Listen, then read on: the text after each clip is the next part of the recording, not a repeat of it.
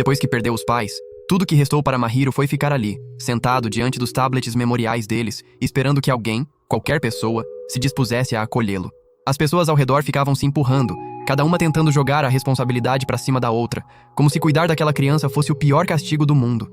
Então, o tio dele deu um passo à frente e decidiu adotá-lo, sem hesitação, sem ressentimento, só com aquela gentileza tranquila de quem sabe o que é certo. Anos depois, criado por um homem de verdadeiro caráter e espinha dorsal, Mahiro cresceu e se tornou alguém profundamente responsável, praticamente o filho perfeito aos olhos de todo mundo. Além de cozinhar muito bem, ele ainda acumulava uma quantidade absurda de funções na escola. Sempre que surgia alguma tarefa que ninguém queria pegar, lá estava Mahiro, levantando a mão sem pestanejar. Não tinha nada que ele não conseguisse fazer, nada que ele não entendesse. Por causa disso tudo, era bastante querido pelos colegas. Mahiro tinha 3 amigos próximos com quem sempre se encontrava no vestiário, e eles estavam preocupados de verdade. Será que ele não estava se sobrecarregando? Tanto trabalho assim, tudo bem? Porque ele sempre voluntariava para as tarefas mais difíceis. Porque são difíceis, obviamente. A resposta deixou os amigos completamente sem palavras. Gente normal não foge das complicações? Que cara estranho. Foi justamente nesse momento que Sakuya decidiu contar que, ultimamente, andavam circulando rumores de vampiros aparecendo por aí, atacando e sugando o sangue de um bocado de gente. Sakuya contava a história com aquele entusiasmo todo, sem notar que os amigos estavam olhando para ele com um ceticismo clínico. Diziam que o médico tinha mandado ele tomar só meio comprimido, mas ele não obedeceu. Tomou o frasco inteiro de uma vez. Não era de se admirar que ele estivesse viajando. Sakuya estava prestes a continuar o relato, mas desistiu.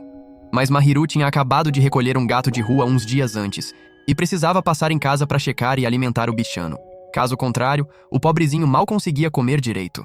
Chegando em casa, Mahiro chamou pelo gato lá de fora, mas não teve resposta. Só ouvia o barulho da TV ligada.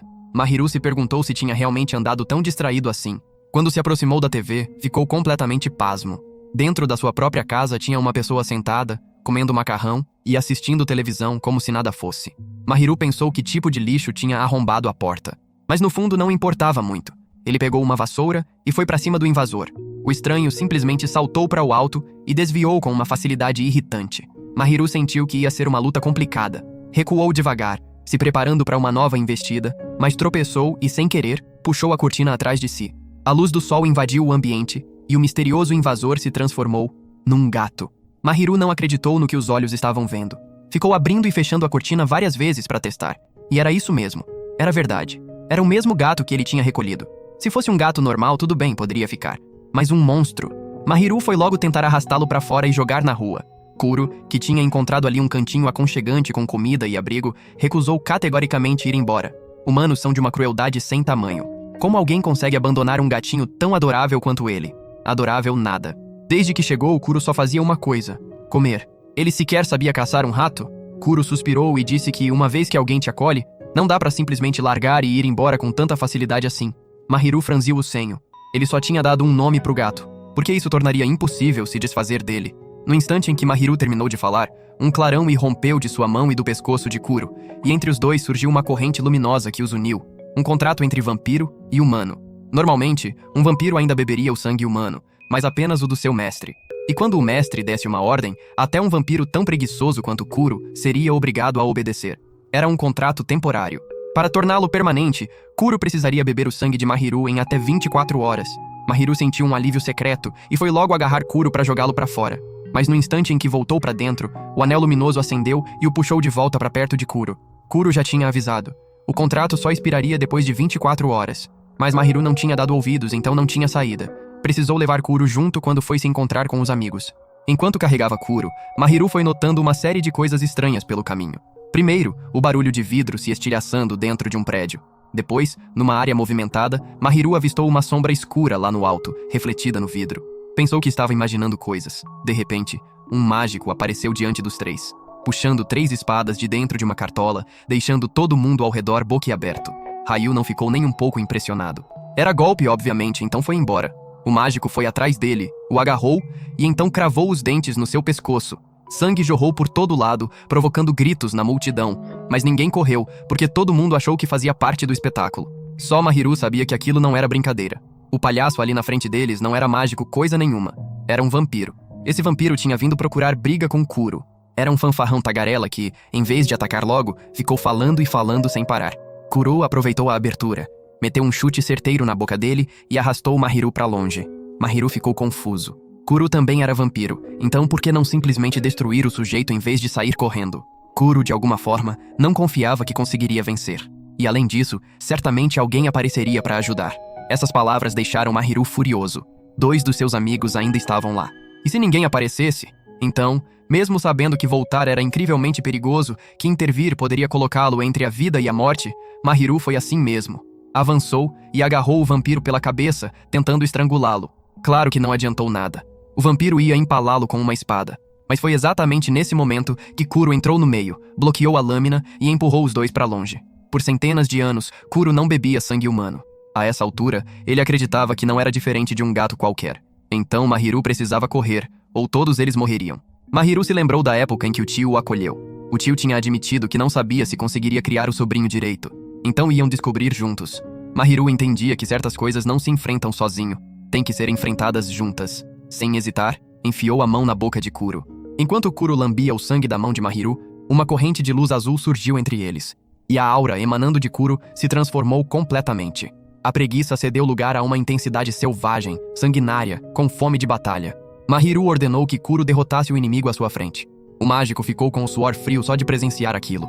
Sabia que ia ser uma luta infernal, mas o que ele jamais esperava era que Kuro precisasse de apenas um único salto, e um enorme corte surgiu atravessando o seu abdômen.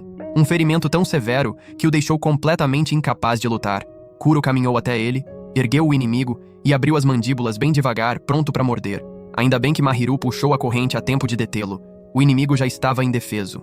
Se Kuro continuasse, não seria mais nada além de um monstro sedento por sangue. O mágico então se revelou. Era um fantoche. Não estava morto, só gravemente ferido. Segundo ele, não passava de um errand boy, um subordinado qualquer. Quem estava de verdade atrás de Kuro se chamava Tsurugi, um indivíduo completamente desequilibrado. Como ninguém o conhecia, Tsurugi decidiu matar os próprios irmãos, a família, os amigos e, por fim, o mundo inteiro.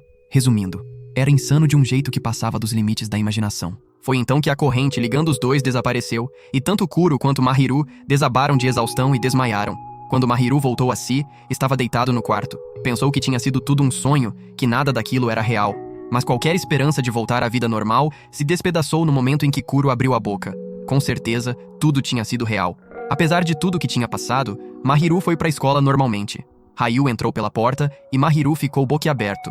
A marca da mordida no pescoço do amigo do dia anterior ainda estava lá. Só que Ryu não fazia ideia de como tinha aparecido. Segundo ele, todo mundo disse que foi um acidente, e ele não tinha memória nenhuma do ocorrido. Um acidente.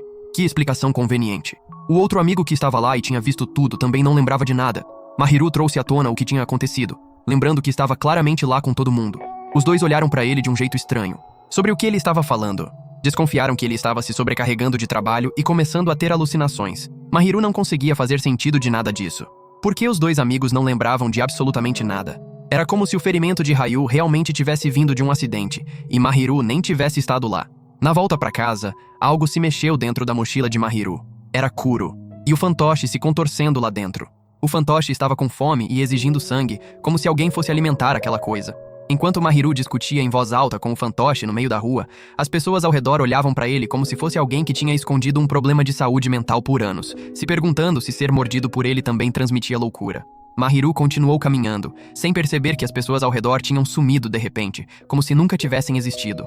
O céu se abriu numa chuva súbita, e por toda parte ecoava o barulho de sandálias de madeira batendo no chão. Do nada, Mahiru foi cercado por linhas vermelhas que se entrelaçaram numa dimensão separada, prendendo-o ali dentro. Na sua frente estava um homem estranho, que de alguma forma tinha pego sua mochila e tirado o fantoche de lá. O fantoche o chamou de Tsurugi, um nome que fez Mahiru ficar imediatamente em guarda, porque era exatamente a pessoa que estava caçando a ele e a Kuro. Tsurugi então avançou de repente e jogou Kuro ao chão com violência, chamando-o de irmão mais velho. Mahiru levou um choque. Irmão mais velho. Kuro nem sabia quem era essa pessoa. Era a primeira vez que eles se encontravam. Entre os vampiros, existiam 7 serventes. Sleepy Ash, a preguiça. Old Child, o orgulho. Doubt, a inveja. The Mother, a ira. Lawless, a ganância. World End, a gula. All of Love, a luxúria. Todos acreditavam que eram apenas esses irmãos entre os serventes. Na verdade, havia outro vampiro poderoso que ninguém conhecia, que estava chegando. A melancolia. Ele culpava todos por tê-lo esquecido, por não terem se dado ao trabalho de reconhecer sua existência. Depois de dizer o que queria dizer, Tsurugi se voltou para Kuro, que estava caído no chão. Flores escorregaram da manga dele e se transformaram numa espada. Tsurugi empunhou a lâmina e golpeou Kuro. Kuro ergueu as garras para aparar o golpe. Mahiru queria dar seu sangue a Kuro para ele lutar sem se prender, mas Kuro recusou. Fiel ao título de preguiça, mesmo numa situação dessas, ele não tinha o menor desejo de se esforçar. O resultado foi Kuro apanhando e acabar num estado deplorável no chão. Mahiru tentou correr para verificar como ele estava, mas Tsurugi o agarrou pela garganta e o ergueu no ar. Disse que alguém como Mahiru jamais entenderia o que era ser uma pessoa que ninguém sabia que existia, inexplicavelmente esquecida pela própria família, como se tivessem deliberadamente apagado sua existência. Mahiru encarou Tsurugi nos olhos, sem medo nenhum, e sentiu uma estranha familiaridade naquele olhar. Lembrou da própria infância. Depois da morte dos pais, Mahiru tinha se fechado completamente em si mesmo, recusando qualquer contato com qualquer pessoa. Naquela época, os amigos que hoje eram seus mais próximos tentaram se aproximar, queriam muito brincar com ele, mas Mahiru os afastava. Quando chegou em casa, o tio percebeu os sinais de angústia e, depois de fazer algumas perguntas, entendeu que algo estava errado. Tudo bem, olhe o problema de frente. Dê um nome para ele e encontre uma solução. Por que você não quer brincar com seus amigos? Tem algo de errado com eles ou tem algo de errado com você? Olhando para Tsurugi agora, Mahiru o enxergava da mesma forma como o tio o enxergara um dia. Os dois compartilhavam o mesmo problema, a recusa de se conectar com os outros. Mahiru havia superado isso. Tsurugi tinha deixado espiralar fora de controle, optando por destruir tudo e declarar guerra ao mundo, chamando isso de sua forma de se comunicar. Vendo a resolução inabalável de Tsurugi de aniquilar tudo, Mahiru se armou de uma determinação igual para detê-lo, custasse o que custasse. Ia enfrentar Tsurugi de frente. Ao ver Mahiru fazer uma declaração tão audaciosa assim, um sorriso selvagem e sinistro se abriu no rosto de Tsurugi. Sem qualquer aviso, ele golpeou Mahiru. Kuro, caído abaixo, reagiu na hora, mas não chegou a tempo. No exato momento em que a lâmina estava quase alcançando Mahiru, um clarão de repente irrompeu. Quando Tsurugi olhou de volta para onde eles estavam, Mahiru e Kuro tinham desaparecido sem deixar rastro. Quem salvou Kuro e Mahiru foi o irmão mais novo de Tsurugi, All of Love, a Luxúria. À frente deles, duas garotas apareceram para informar que Lily queria encontrá-los. Ao contrário do irmão mais velho, Preguiça, Lily era podre de rico. Até o carro mandado para buscá-los transpirava dinheiro. Como irmãos podiam ser tão diferentes assim? A pessoa diante deles era Mizono, o Eve da luxúria. Não só o carro, mas a casa de Mizono era igualmente deslumbrante e enorme. Se perder dentro era completamente normal. Foi então que uma borboleta pousou na cabeça de Mizono, e ele soltou um grito, mandando a criatura sumir dali. Às palavras de Mizono, um homem vestido com roupas provocativas com o peito à mostra apareceu. Um único olhar e dava para saber a que time ele pertencia. Mesmo sendo o próprio ser Vamp, Mizono não aguentava nem olhar para o sujeito e xingou sem parar, até que Lily, voltou à sua aparência normal. Conduziram Mahiru e Kuro para dentro. No instante em que todo mundo entrou, a porta atrás deles se fechou com um estrondo pesado. Lily explicou que não saiu por aí salvando pessoas por bondade no coração. Todo ato tinha um propósito. Mizono os trouxe por um único motivo: fazer de Mahiru o seu servo. Mahiru ficou com raiva só de ouvir aquilo e recusou na hora. De imediato, Lily balançou a sua foice e cortou um pedaço do pelo de Kuro, deixando a situação mais tensa do que nunca. Quando parecia que uma briga em massa estava prestes a estourar, Mizono recuou. Mahiru agarrou Kuro pela nuca e foi em direção à saída, querendo fugir. Mas no momento em que saíram, estavam perdidos. Não era o caminho por onde tinham vindo. Ao longo dos corredores dos dois lados, cabeças minúsculas espiavam, observando os dois. Seus olhos brilhavam num vermelho sinistro e fantasmagórico. Mahiru não se assustou com as crianças. O que o apavorou mesmo foi Lily, um vampiro que parecia se reproduzir feito uma máquina, gerando um bocado assim de filhos. Lily apareceu atrás deles naquele momento e insistiu que não era nada disso. Era uma pessoa, não uma galinha. Não funcionava assim. Aquelas crianças eram os vampiros menores de Lily. Mizono também não tinha más intenções em relação a eles. Ele simplesmente queria dar aos pequenos um lugar seguro e digno para viver. Nos últimos dias, a ascensão de Tsurugi tinha ameaçado diretamente as crianças. Ele não fazia distinção entre jovem e velho. Matava qualquer um como bem entendia. Até aquele momento, 2 vampiros menores já tinham morrido pelas mãos dele. Por isso, Mizono queria recrutar Mahiru, para ganhar mais força. Ao ouvir isso, Mahiru não conseguiu não se sentir tocado. Concordou em se juntar ao grupo de Mizono, mas como companheiro de equipe, não como escravo. Depois de se encontrar e conversar com Mizono, Mahiru foi com Sakuya a uma pet shop comprar uma coleira para Kuro. Por acaso, era o aniversário de Mahiru naquele dia. Então Sakuya resolveu dar a ele algo que ele realmente precisava. Olhando para os amigos mais próximos e pensando em Tsurugi, Mahiru sentiu gratidão por ter a força de protegê-los. Quando os dois se separaram para ir para casa, um demônio atacou Sakuya pelas costas de repente. Sangue já tinha escorrido pela calçada. Sakuya arrastou o atacante para dentro de um restaurante próximo, onde Tsurugi e o palhaço estavam curtindo uma refeição. Sakuya não era uma pessoa comum. Era um dos subclasse de Tsurugi.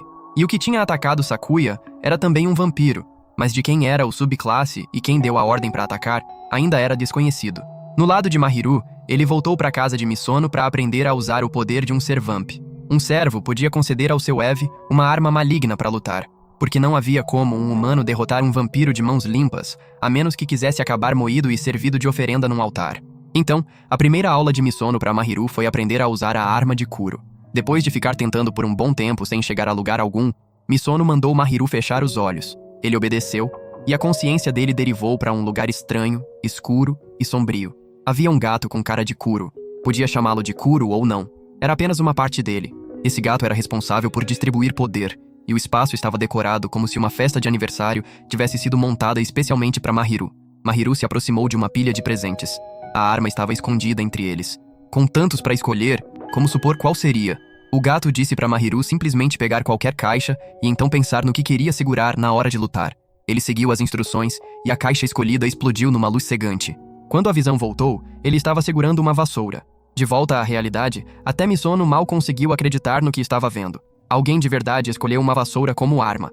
Talvez Mahiru achasse que era a mãe de todos os vampiros e que só precisava erguer a vassoura para eles tremerem e saírem correndo. Não era uma vassoura comum, claro. Ela podia voar e se mover livremente no ar. Depois disso, a vassoura afundou no pulso de Mahiru, deixando uma tatuagem que não saía nem desbotava. Agora que tinha uma arma, só faltava aprender a invocá-la. Mahiru berrou e pulou para todo lado, adotando todas as poses imagináveis, como um louco sem salvação. Mesmo assim, a tatuagem não reagia nem um pouco. Ele não conseguia descobrir como a coisa funcionava, ou como invocar a vassoura para poder surrar o traseiro de algum inimigo com ela. Lily sugeriu que ele pensasse no motivo pelo qual adquiriu esse poder em primeiro lugar. Precisava ser alguém com determinação suficiente. Caso contrário, Kuro ficaria preguiçoso e inútil para sempre. Mahiru olhou para Kuro, querendo pedir dicas sobre como usar a vassoura, mas Kuro fez uma cara de ignorância total. Voltasse para conversar quando conseguisse invocar a coisa de verdade. No final das contas, quando Misono desabou porque era hora de dormir, Mahiru ainda não tinha descoberto como convocar a arma. Não havia nada que pudesse fazer, além de ir para casa, que tinha escola de manhã. Na manhã seguinte, na escola, Mahiru ficou sabendo pelos amigos que Sakuya estava faltando. Achou estranho. O que teria acontecido com o amigo? Por que faltaria sem dar uma palavra? Naquela tarde, Mahiru parou numa loja de conveniência para comprar comida e foi até a casa de Sakuya para ver como ele estava. No caminho, Kuro perguntou sobre Sakuya, o que deixou Mahiru achando muito estranho. Sakuya tinha dito que os pais morreram quando era novo, assim como Mahiru. Mas como eles morreram? Não era curiosidade que motivava a pergunta. Surgiu na mente por conta própria. As memórias e a imagem mental de Sakuya que Mahiru tinha naquele momento eram como um dispositivo eletrônico com defeito. Tudo embaralhado e vago, nada claro, piscando sem parar, fazendo Mahiru se perguntar onde ficava a casa de Sakuya, quem Sakuya era de verdade. Exatamente nesse momento, Sakuya apareceu atrás dele e a confusão sumiu. Mahiru estava morrendo de preocupação com o amigo. Por que faltou sem avisar ninguém? Sakuya deixou pra lá e disse que tinha vampiros por ali, então precisavam ir imediatamente. Sakuya estava com tanta pressa que arrastou Mahiru junto, fazendo-o derrubar a marmita. Entraram num beco deserto, sem ninguém por perto. Sakuya perguntou de repente se algo em todo o relacionamento entre eles tinha sido uma mentira. Do nada, fios finos se fecharam firmes ao redor de Kuro e Mahiru. A silhueta do palhaço apareceu. Sakuya disse para Mahiru considerar a possibilidade de que a vida inteira dele tinha começado há apenas 5 minutos. A verdade era que, na infância de Mahiru, nunca existiu um amigo chamado Sakuya. Originalmente, eram apenas 2, Ryu e Koyuki. Os humanos têm tendência de acreditar em mentiras que são convenientes e benéficas para eles. Desde que essas duas condições sejam atendidas, aceitam a mentira automaticamente como verdade. Sakuya explorava isso para manipular a mente e as memórias dos outros. Ele acusou amargamente Mahiru de nunca ter contado sobre Kuro. Se tivesse contado, as coisas não teriam chegado até aquele ponto. Depois de dizer o que tinha a dizer, Sakuya avançou para atacar. Kuro se jogou no caminho para absorver o golpe, aguentando não só a investida de Sakuya, mas também uma facada brutal do mágico. Mahiru percebeu que a situação era crítica e queria dar seu sangue a Kuro para que ele pudesse lutar. Kuro sentiu o que ele estava pensando e avisou que seria completamente inútil naquele momento.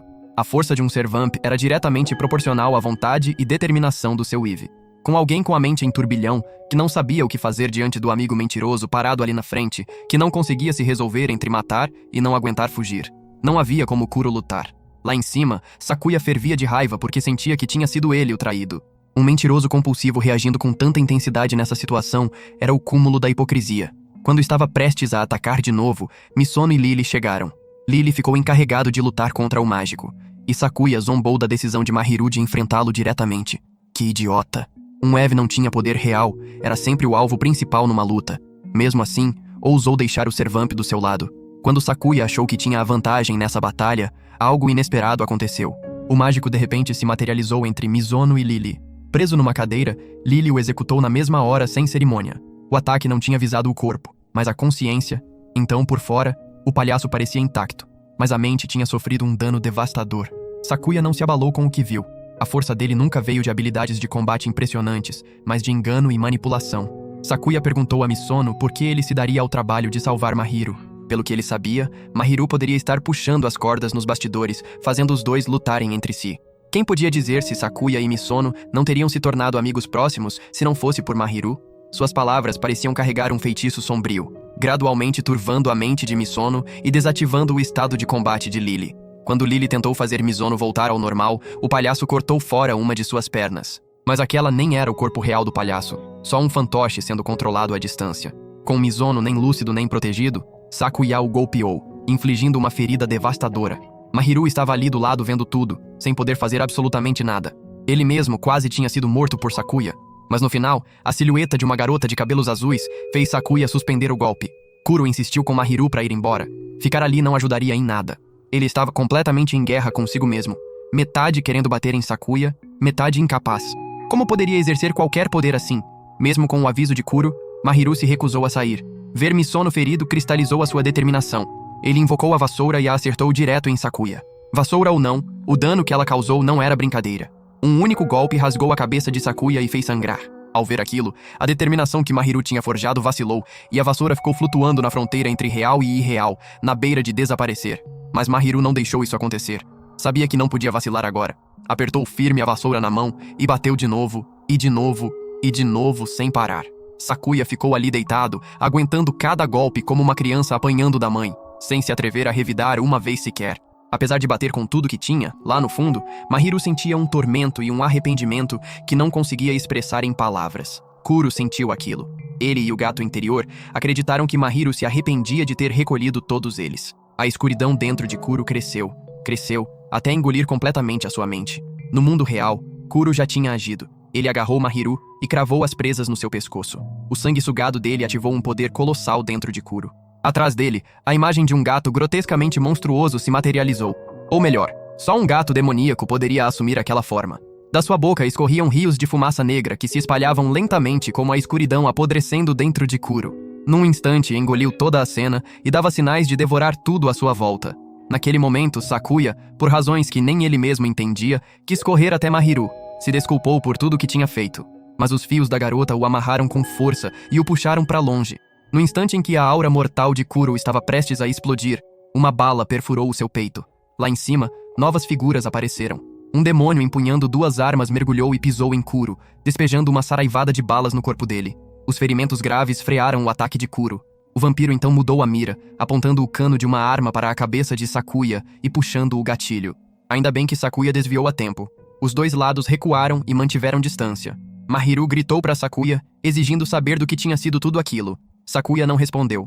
Apenas jogou de volta o presente de aniversário que tinha dado e desapareceu. Assim, sem mais nem menos, o pesadelo chegou ao fim. O pessoal de Misono chegou a tempo de levá-lo às pressas para o hospital. Tudo o que restou na cena foram Mahiru, Kuro e um homem misterioso com o seu vampiro. O homem apresentou apenas o vampiro como o Servamp da inveja, sem revelar nada sobre si mesmo.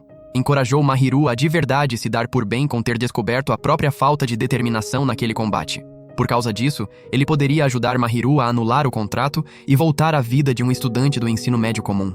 Se não quebrasse o contrato e ainda não conseguisse encontrar a própria convicção, o que tinha acabado de acontecer se repetiria, com o Servamp perdendo o controle e consumindo o próprio Eve. Mahiru perguntou quem era o homem e por que estava ajudando, mas o homem simplesmente disse que era um antiquário e foi embora. Depois de tudo que tinha passado, o coração de Mahiru era um novelo de emoções emaranhadas. Não queria se levantar para ir para a escola nem um pouquinho. Kuro percebia que ele estava para baixo e concluiu que Mahiru provavelmente se arrependia de tê-lo recolhido. O que ninguém entendia era que Mahiru não sentia nada disso. Ele simplesmente não sabia como enfrentar tudo aquilo, nem o que fazer a seguir. Arrependimento nessa altura não adiantaria nada. Mahiru entrou no seu restaurante de sempre e se deparou com Tsurugi. Deliberadamente foi se sentar perto dele para conseguir mais informações sobre Sakuya. Tsurugi não decepcionou. Sakuya não era uma criança que nasceu perversa. Era um garoto inocente preso numa família desonesta e cruel, além de qualquer medida. A primeira mentira que contou na vida foi para a irmã mais velha. Ela sabia que algo terrível estava prestes a acontecer na varanda no dia seguinte, e disse ao irmão mais novo para não ir lá. Sakuya não obedeceu. Espreitou escondido e descobriu algo horrível. O pai e a mãe forçavam a irmã a se jogar lá de baixo para recolher o dinheiro do seguro. Ela se recusou no início, mas aqueles dois monstros subhumanos usaram Sakuya como moeda de ameaça. Naquele dia, a garota escolheu se sacrificar para proteger o irmão mais novo. Quando os pais perceberam que Sakuya tinha estado espiando por trás, o ameaçaram para que dissesse para a polícia que não sabia de nada quando ela chegasse, ou ele seguiria o mesmo caminho da irmã. Os vizinhos também sabiam que aquela família estava errada, mas nenhum queria se envolver. Então fecharam os olhos. O prédio inteiro se tornou cúmplice de um assassinato. 6 anos depois, Sakuya teve o mesmo destino que a irmã. Foi exatamente aí que Tsurugi o encontrou. Era esse o tipo de passado que moldou Sakuya no vilão que se tornou. Depois de ouvir tudo, Mahiru ficou oprimido pelo arrependimento de nunca ter tentado entender Sakuya mais profundamente, de tê-lo deixado carregando tudo aquilo sozinho. Saiu correndo pelas ruas, esperando encontrar Sakuya em algum caminho familiar, mas não encontrou nem rastro. Mahiru foi o único que ficou sentindo o peso do que tinha acontecido. Sakuya tinha voltado para a classe para ajudar a preparar o festival cultural que se aproximava. Ninguém lá tinha esquecido Sakuya. Era só que ele tinha transferido de escola na semana anterior. Sakuya não tinha sumido sem deixar rastro. As pessoas não lembravam do rosto, mas pelo menos o nome ficou.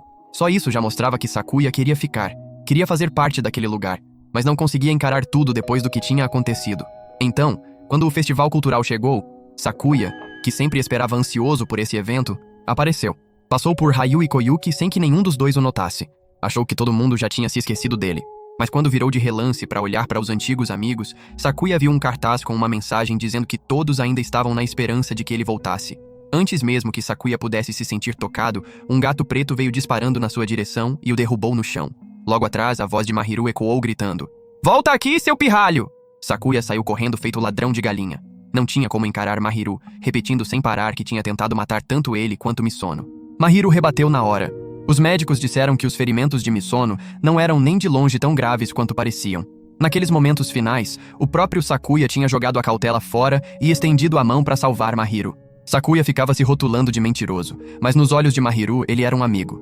Nada mais, nada menos. Sakuya correu até o telhado antes de parar, porque não tinha mais para onde ir. Queria desesperadamente ficar do lado de Mahiru, mas não conseguia.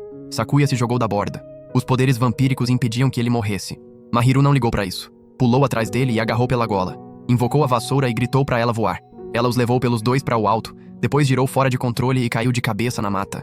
Sakuya mal conseguia acreditar que a vassoura que tinha acabado de dar uma bolachada na sua cabeça fosse capaz de voar assim. Mahiru também não tinha explicação.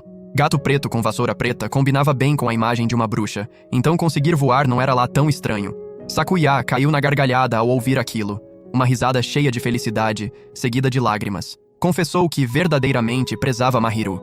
Mesmo que tivessem ficado juntos por apenas 1 ano, tinha sido o período mais feliz da sua vida. Sakuya não podia ficar do lado de Mahiru porque, no seu momento mais sombrio, foi Tsurugi quem tinha estendido a mão e se tornado sua âncora. De certa forma, as situações de Sakuya e Mahiru eram notavelmente parecidas. Assim como Mahiru nunca poderia trair o tio, Sakuya também não conseguia trair Tsurugi. Então tudo que lhe restava era se despedir e desaparecer tão subitamente como tinha chegado. No coração, Sakuya se sentiu grato por ter decidido ir para a escola só para matar o tempo, e grato por Mahiru ter estendido a mão para ele naquela época. Carregaria essas memórias para sempre. Depois de se despedir de Mahiru, Sakuya voltou para Tsurugi. Os 4 sentaram para jogar mahjong, com o perdedor obrigado a tirar a calça e sair correndo pelas ruas.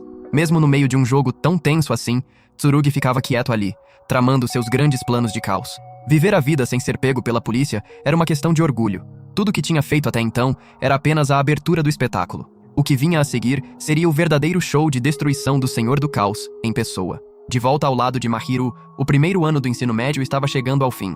As férias de verão tinham chegado e Mahiru poderia treinar à vontade sem a preocupação de arrastar o corpo para a escola na manhã seguinte. Se despediu dos amigos e foi para casa. No caminho, Mahiru notou um festival japonês sendo realizado perto do bairro. Planejou ir para casa primeiro e curtir o festival depois. Era esse o plano. Mas no instante em que Kuro avistou as barracas de comida, sumiu sem deixar rastro, para em seguida voltar carregando uma montanha de petiscos. Enquanto Mahiru tentava processar a cena, um estranho que ele nunca tinha visto se aproximou. O homem tinha encontrado uma mala que não pertencia a ninguém e não parecia ser do lugar. Pediu para Mahiru levar ao serviço de achados e perdidos. Antes de ir embora, lembrou de entregar antes do festival começar. Mahiru, o grande samaritano certificado e modelo de cidadão, saiu na mesma hora. Como o festival atraía uma multidão enorme, Mahiru estava distraído e esbarrou em alguém, se derrubando no chão. Quando se levantou, ficou boquiaberto. A pessoa era inacreditavelmente alta. Chamava-se Tetsu, filho do dono de um hotel de águas termais, e carregava algo no ombro. Tinha se separado do seu companheiro e não fazia a menor ideia de como encontrá-lo. Por sorte, Mahiru estava indo para o serviço de achados e perdidos, que tinha sistema de som, então Tetsu poderia fácil encontrar o amigo por lá. Depois de caminhar um tempo, Mahiru perguntou o que era aquela coisa no ombro de Tetsu. "Um caixão", respondeu Tetsu. O rosto de Mahiru ficou branco. "Para que diabo servia aquilo? Por favor, que não fosse para ensaiar a dança do caixão." Tetsu respondeu de forma neutra que era para um vampiro. Mahiru foi pego de surpresa e se perguntou se a pessoa à sua frente era um vampiro. De repente, um estrondo alto. Atrás deles, uma explosão considerável tinha ocorrido, mandando todo mundo fugindo em pânico. Vendo a detonação, Mahiru se lembrou da mala misteriosa que estava com ele. Podia ter uma bomba lá dentro? Mahiru não podia arriscar. Chamou Kuro, deixou-o beber seu sangue e mandou-o carregá-los pelos ares. Kuro saltou uma boa altura e atirou a mala para longe. Kuro estava convicto de que era filho predileto da sorte. De jeito nenhum aquela coisa explodiria no ar. E então, eles assistiram a mala cair. Tetsu estava exatamente naquele ponto. Ele pegou a mala e enfiou dentro do caixão. Estava plenamente confiante de que nada conseguiria destruir o caixão. Fiel à palavra de Tetsu, quando abriram o caixão um momento depois, não havia nada lá dentro além de um morcego meio torrado. O morcego xingou Tetsu para usar o cérebro de uma vez. Ele sabia que ainda estava dentro quando jogou aquela bomba lá pra dentro? Demorou um tempo para o morcego recobrar a compostura. Esse era o Servamp do orgulho. Hugh fez a sua entrada pingando de atitude e praticamente implorando para levar um soco na cara, parecendo um rei autoproclamado recém-saído da prisão. E ainda assim não era nada assustador. Pelo contrário, era adorável. Vendo aquilo, Mahiru se perguntou se Hugh tinha se recuperado completamente, ou se o cérebro ainda estava virado. O motivo pelo qual Tetsu tinha procurado Hugh era porque o sangue dele cheirava incrivelmente doce e o temperamento era extremamente gentil. No momento em que Hugh reclamou que o quarto estava claro demais, Tetsu foi tampando as janelas até não restar nenhuma fresta de luz. Para completar, Tetsu tinha apenas 14 anos. Mahiru mal conseguiu acreditar quando ouviu isso. Quanto ao motivo pelo qual Tetsu não tinha problema em receber um vampiro, era porque queria expandir o negócio do pai. Se fosse discriminar por raça e arrumar briga, ia prejudicar muito o turismo. Notavelmente maduro para alguém tão novo. Depois de conversar um tempo, a conversa chegou em Tsurugi. A explosão de agora era indubitavelmente obra dele. Hugh era o Servamp com mais subclasse. Dali pra frente, ficaria de olho em Tsurugi, e Mahiru e Kuro deveriam manter contato para se apoiarem quando necessário. Mahiru concordou e foi para casa. Achou que os eventos do dia tinham acabado, e que encontrar Tetsu e Hugh em si já tinha sido uma sorte. Mas no instante em que chegou ao elevador, foi agarrado e levado embora. Enquanto isso, Kuro foi forçado a voltar à forma humana e recebeu uma vara enfiada nele sem dó nem piedade. Quando Mahiru voltou a si, estava num quarto fechado. Sentado à sua frente estava alguém muito familiar. Uma pessoa que ele tinha cruzado na escola uma vez. O homem se apresentou como Tsurugi, do C3. Uma organização construída para manter a neutralidade entre vampiros e humanos, mantendo os dois mundos separados por uma linha clara que nenhum dos lados cruzaria. Naquele momento, Tsurugi representava uma ameaça direta ao mundo humano. Ele e o seu subclasse construíam e executavam inúmeros planos que colocavam a humanidade em risco. O C3 não tinha outra escolha senão intervir, acorrentá-lo e restaurar a paz que existia antes. A princípio, Mahiru achava que estava ganhando um novo aliado. Mas os seus ideais e os do C3 eram completamente diferentes. Mahiru não queria exterminar nenhum vampiro, a menos que fosse absolutamente inevitável. O C3, por outro lado, queria apagar todos até o último. Perdoar demônios era trabalho de Deus. Entregá-los a Deus era trabalho do C3. Se todos os vampiros fossem mortos, o amigo de Mahiru, Sakuya, também morreria. Então recusou trabalhar para eles. Quando a persuasão falhou, Tsurugi mudou de tática e passou para as ameaças. Mahiru podia ir embora, ou nunca mais ver Kuro. 3 caçadores de vampiros estavam na cola de Kuro naquele momento. Sem o Eve, Kuro não passava de um gato, completamente indefeso diante dos 3. Até os mortos-vivos tremiam quando ouviam falar nos 3. Os não-mortos tinham dado ao trio o apelido de Cães Raivosos do C3, o que já dizia tudo sobre o quão perigosos eram. Além disso, aquele quarto tinha 53 portas, e apenas uma era a saída. Mahiru precisava se apressar antes que Kuro virasse uma entrada de 7 pratos. E ainda por cima, se um Eve e um Servamp ficassem separados por uma distância grande demais, O Eve podia cair morto a qualquer momento. Ao ouvir aquilo, o sangue de Mahiru ferveu, e ele quis estrangular Kuro de verdade. Uma informação tão crítica dessas, e o vampiro nunca tinha se dado ao trabalho de mencionar. No final das contas, Mahiru correu até ficar completamente exausto sem encontrar a saída. Diante dos avisos e das ameaças descaradas de Tsurugi, Mahiru se recusou a se render. Invocou a vassoura, encostou a mão no chão e girou o próprio corpo como um breakdancer que simplesmente não desistia de existir. A força da vassoura formou um tornado que perfurou o teto e abriu uma saída. Mahiru não tinha motivo para matar todos os vampiros, porque os que estavam ao seu redor eram, no fundo, decentes. Preguiçosos, sim, mas dispostos a salvar pessoas. Um deles tinha até pedido desculpas e demonstrado remorso genuíno pelo que tinha feito. Tsurugi tentou dizer que também conhecia alguém cujo pai tinha sido morto por um vampiro, mas deixou passar e ficou observando Mahiru sair cavalgando na vassoura. Felizmente, Mahiru chegou exatamente quando Kuro estava na iminência de ser despedaçado. Caso contrário, Kuro teria sido feito. Alguns dias depois, o grupo todo se reuniu para traçar estratégias sobre como derrubar Tsurugi. O inimigo era esperto demais. Sabia exatamente quais indivíduos perigosos recrutar. E ele mesmo era um estrategista astuto. O time de Mahiru, por outro lado, era um circo completo. Uma trupe de palhaços e criaturas vindas do fundo do mar, que não contribuíam com nada além de estupidez e comédia. Eles se reuniram para uma reunião de estratégia, mas ninguém levou a sério. Tudo o que queriam era se divertir e entrar em coma alimentar. Só Misono e Mahiru se importavam de verdade com a reunião, para vencer, ou pelo menos não perder em nenhuma batalha. A primeira coisa que precisavam era de informação sobre o inimigo. O problema era que não sabiam absolutamente nada sobre Tsurugi. Onde estava, quantos subclasse tinha, o endereço, quantas vezes por dia comia ou ia ao banheiro. Cada pergunta tinha zero resposta. Mahiru considerou ligar para o irmão mais velho antiquário, que tanto poderia estar vendendo imitações de fuga da polícia para pedir informações. Misono não gostou nem um pouco dessa ideia. Não queria ter nada a ver com aquele homem. Ainda bem que Hyuga se mostrou útil. O subclasse dele tinha avistado alguém se comportando de forma estranha. Uma pessoa voando pelo céu sem asas, o que era bastante alarmante. Mahiru recebeu a informação e foi verificar. O relatório dizia que o alvo não tinha asas, mas na realidade tinha sim. Só não conseguiam voar de verdade. Ele também carregava uma gaiola segurando um ouriço, que era muito parecido com um ser vamp, e a criatura estava chorando pedindo socorro. Kuro tinha que sair à noite para fazer vigilância, o que o irritava demais. Mas alguém precisava fazer. Tetsu tinha apenas 14 anos e Misono tinha saído recentemente do hospital, então nenhum dos dois estava em condições. Então Mahiru ficou com isso. Pensar nesses dois o lembrava que os relacionamentos deles com os serventes pareciam genuinamente sólidos. Eles entendiam bem os próprios parceiros. Mas Mahiru não tinha isso. Kuro jamais compartilhava uma única coisa sobre si mesmo.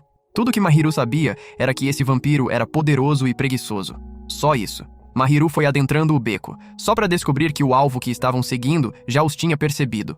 O estranho sacou um instrumento musical, sentou e começou a tocar.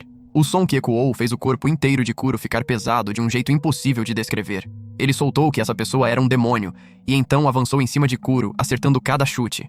Apesar de ser um homem adulto, o estranho chutava Kuro feito uma bola de futebol, chegando a se lançar no ar para continuar perseguindo.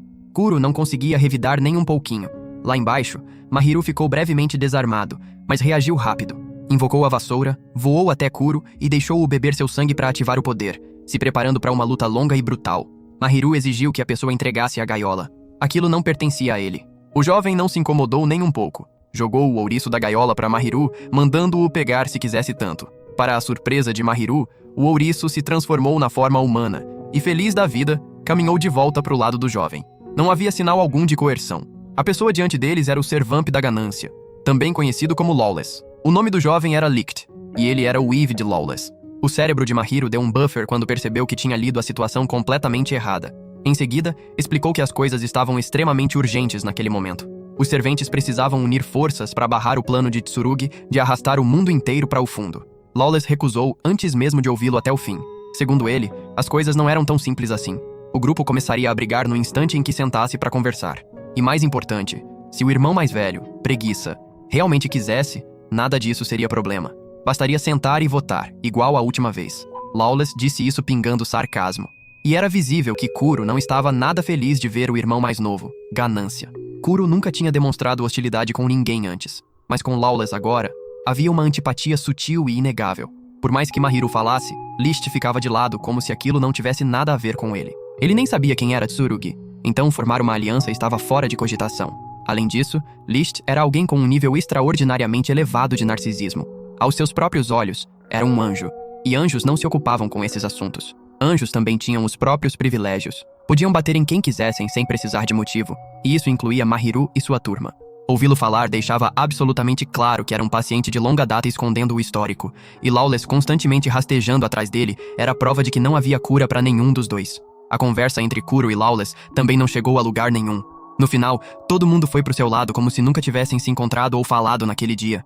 Mahiru voltou para casa e contou a Hyuga que tinha encontrado Ganância, e que o músico sendo transmitido na televisão era de fato o Eve de Lawless. No momento em que Hyuga ouviu isso, a expressão dele mudou. Fosse o que fosse, jamais deveriam procurar Lawless. E Licht também não viveria por muito mais tempo. Segundo Hyuga, Lawless era um servamp brutal e podre. Sempre que enjoava de um Eve, ele matava o próprio mestre e arrumava um novo.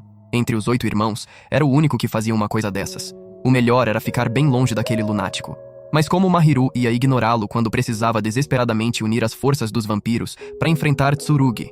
Então, na noite seguinte, Mahiru foi ao show de Licht. Por acaso, o show inteiro tinha sido reservado de forma privada. Mahiru estava prestes a ser barrado na entrada quando um homem apareceu. Achando que Mahiru era fã da música de Licht, o conduziu para dentro sem pedir nada em troca. No caminho, Mahiru avistou o subclasse de Tsurugi rondando por ali. Podiam muito bem estar planejando um massacre naquele local. Com esse pensamento, Mahiru se arrastou até o salão de apresentações o mais rápido que podia. Lá dentro, um banho de sangue de fato tinha acontecido, mas era obra de Lawless. Ele sozinho tinha liquidado todo o subclasse de Tsurugi, com apenas uns poucos sortudos conseguindo escapar. Vendo o resultado, Mahiru mal conseguia imaginar o nível de poder que alguém precisaria ter para enfrentar um exército inteiro sozinho.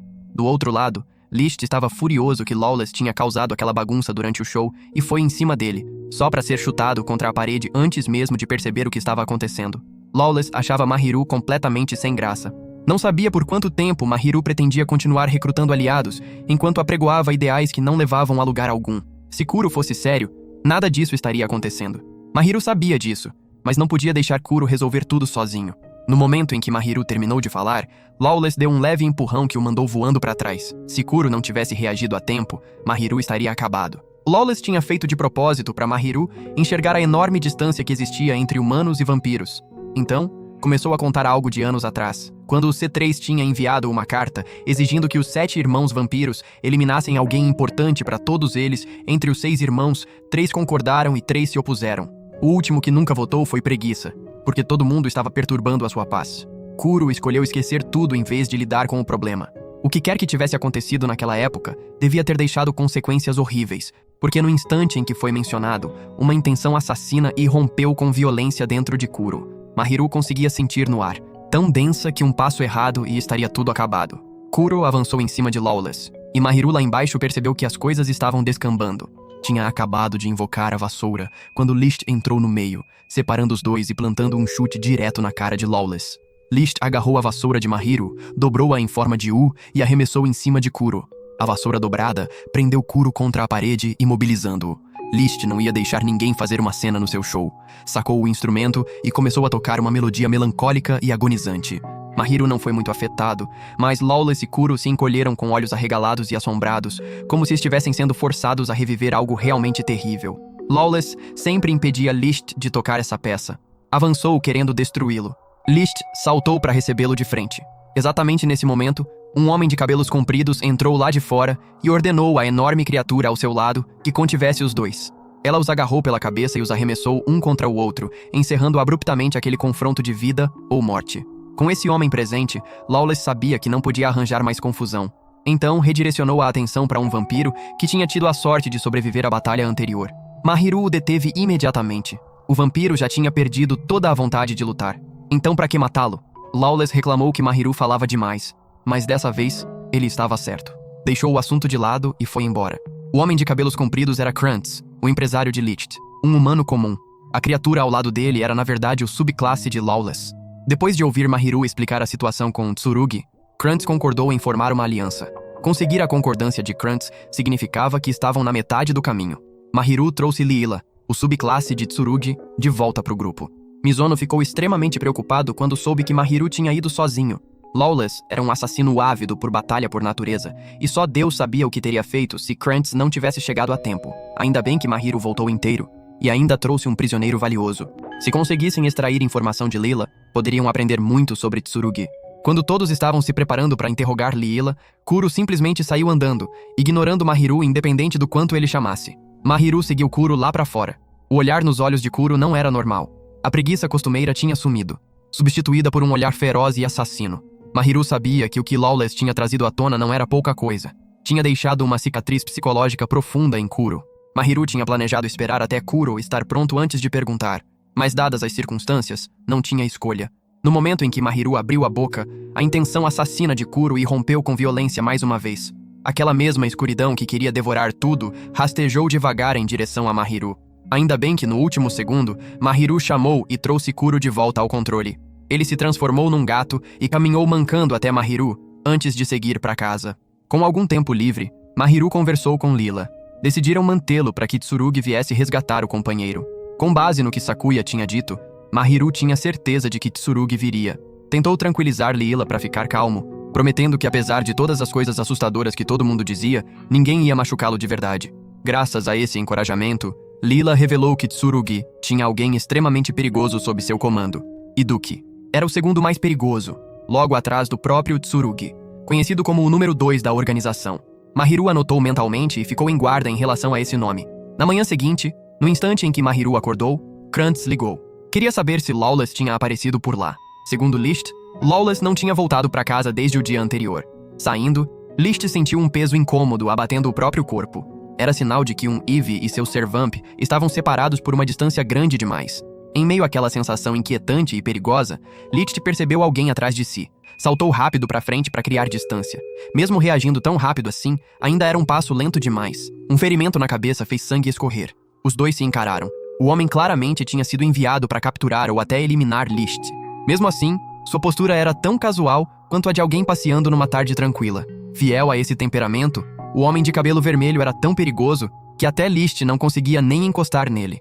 Em apenas um breve troca de golpes, o corpo de Liszt estava coberto de ferimentos, enquanto o homem não tinha nenhuma mancha de poeira. O homem sacou um cigarro e pediu fogo a Liszt. Liszt não só recusou, como atacou em vez disso. Exatamente nesse momento, chamas irromperam da mão do homem, ferindo Liszt e acendendo o cigarro ao mesmo tempo. Deixou claro que a partir dali ia levar a sério.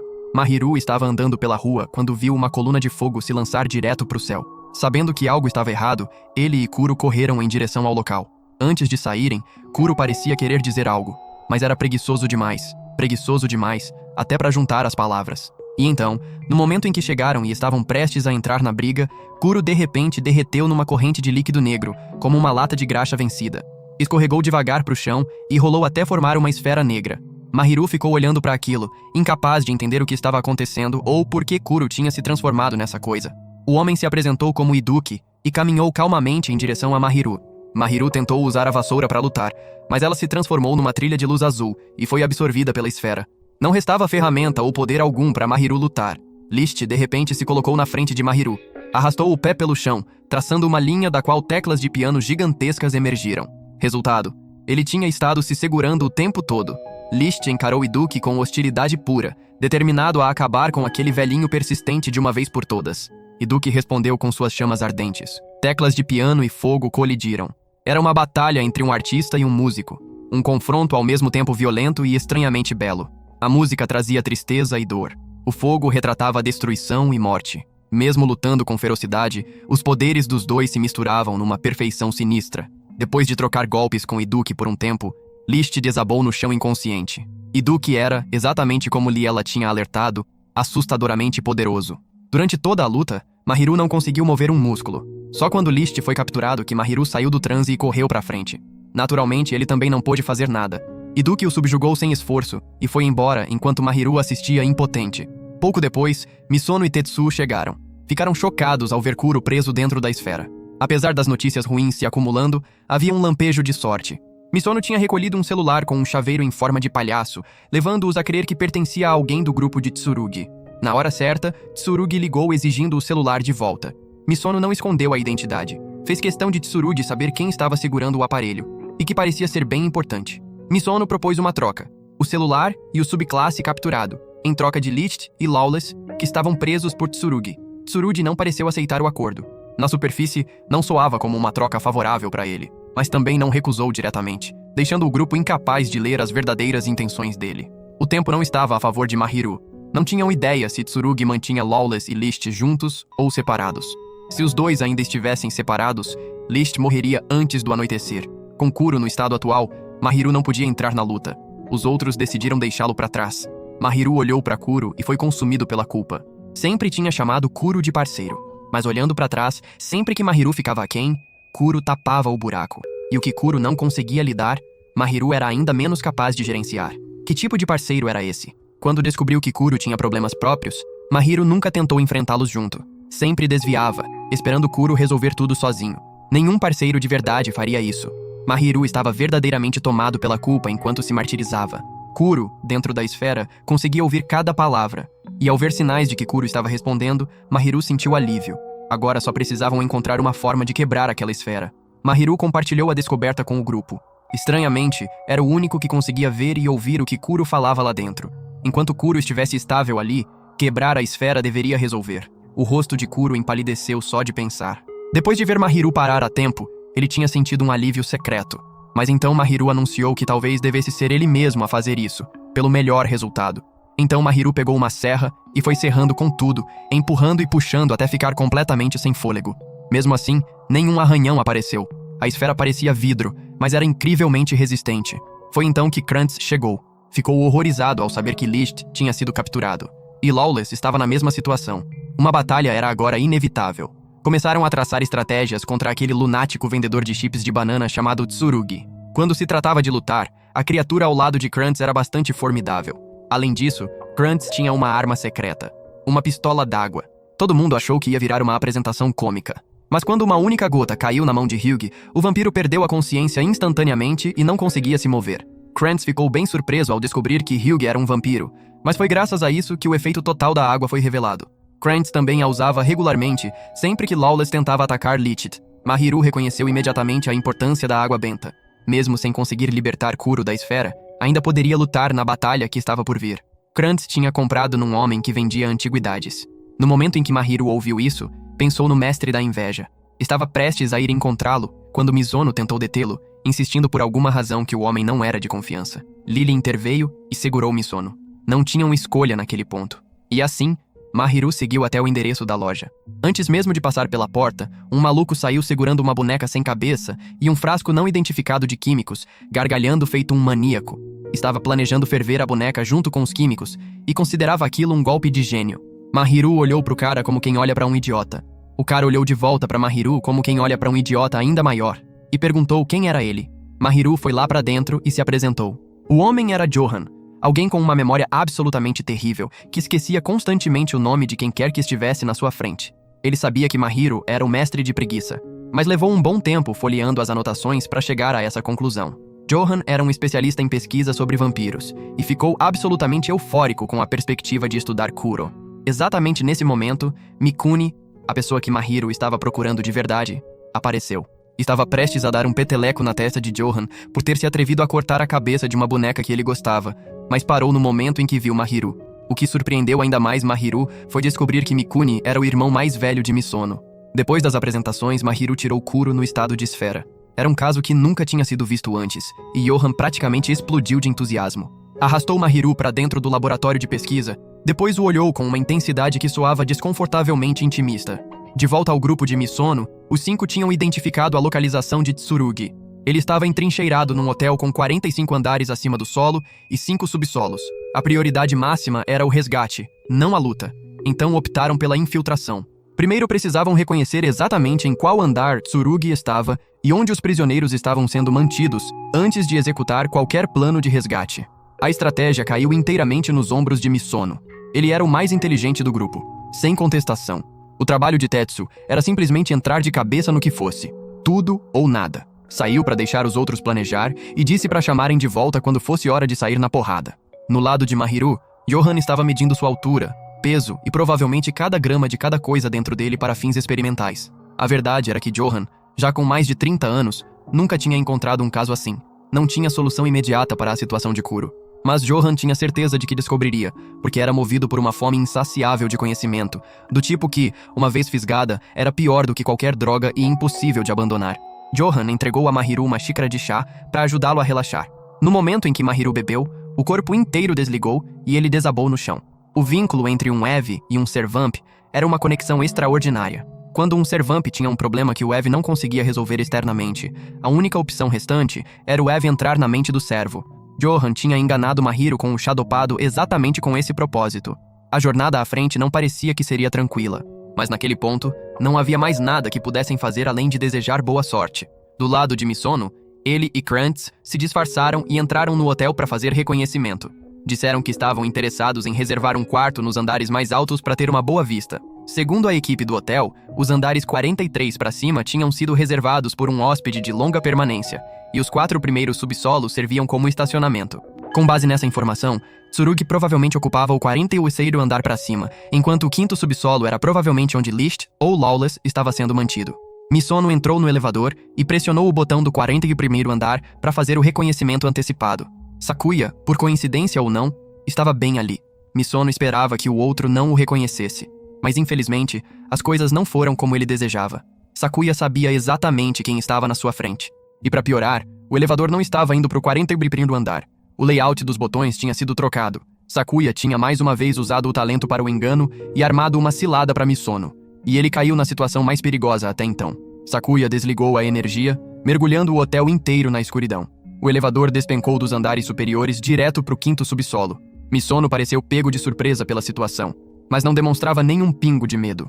Ir ao andar mais alto ou cair no mais baixo faziam parte do plano, porque ele acreditava que Tsurugi separaria os 2 prisioneiros, prendendo um no alto e o outro no fundo. Era o que Misono imaginava. O que ele nunca esperou era que, quando o elevador chegou ao andar final e as portas se abriram, não havia absolutamente ninguém. Esquece gente ou vampiros. Não havia um único objeto à vista. A voz de alerta de Lily soou.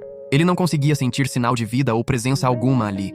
Acharam que tinham vindo preparados para armar uma cilada, só para descobrir que eram eles os que tinham sido superados desde o início. Desde o começo, Tsurugi tinha deliberadamente dado a entender que separaria Licht e Lawless, mas o objetivo real era dividir a atenção do grupo. Queria que Hug e Tetsu subissem correndo sozinhos para o alto, onde pelo menos 3 subclasses já estavam esperando, incluindo Iduki.